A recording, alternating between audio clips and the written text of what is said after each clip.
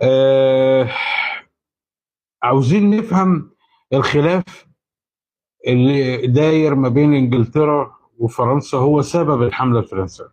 لازم نفهم الموضوع ده كويس.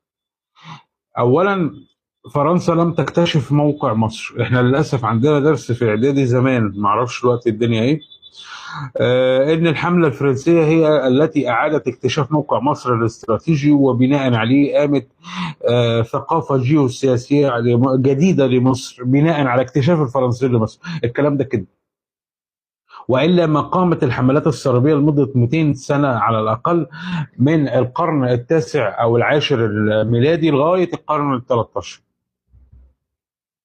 نهايات طرد الصليبيين الاوروبيين من الاراضي الشرقيه او من بلاد الشام كان 1290، يعني دخلنا في 300 سنه كمان.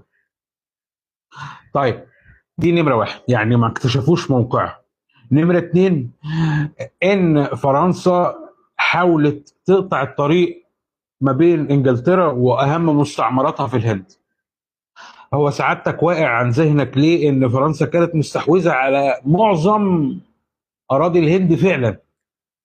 يعني الواقع الاستعماري وقتها ان فرنسا كانت مستوليه على معظم اراضي امريكا الشماليه من كندا للولايات المتحده حاليا، وكانت مستوليه على معظم بلاد الهند، وبعدها استولت على معظم غرب افريقيا، شمال غرب افريقيا.